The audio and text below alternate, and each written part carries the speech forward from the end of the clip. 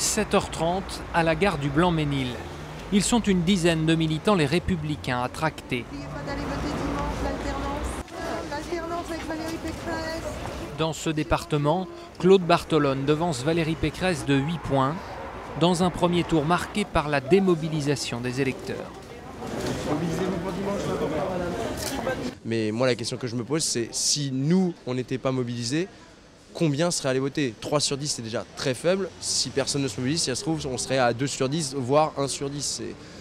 C'est très difficile, mais on continue à faire ce travail parce que si on n'est pas là pour le faire et pour faire croire en nos idées, la Seine-Saint-Denis sera totalement abandonnée par nos politiques.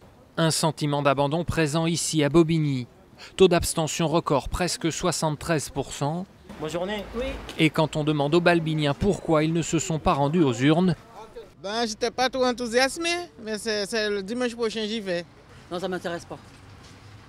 Si j'allais l'un ou l'autre, c'est pareil, ça m'intéresse pas. Je me déplace même pas. Regardez le taux de chômage, il est énorme. Le vote, je pense que ça vient en second plan. Il y a d'abord, faut que je travaille déjà, pour commencer. D'autres préoccupations et surtout des électeurs qui ne se sentent pas représentés au sein des partis. Pour ce sociologue, la citoyenneté s'exerce autrement en banlieue. C'est horizontal, il faut percevoir un peu le politique d'un point de vue horizontal et pas toujours vertical. C'est des associations, c'est des mouvements, des coordinations entre des quartiers, entre des villes.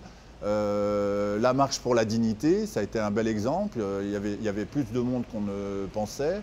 Dans l'animation de sites internet, voilà. Dans le travail d'une société civile, mais qui est devenue invisible aujourd'hui. Une société civile invisible dans le département le plus jeune de France.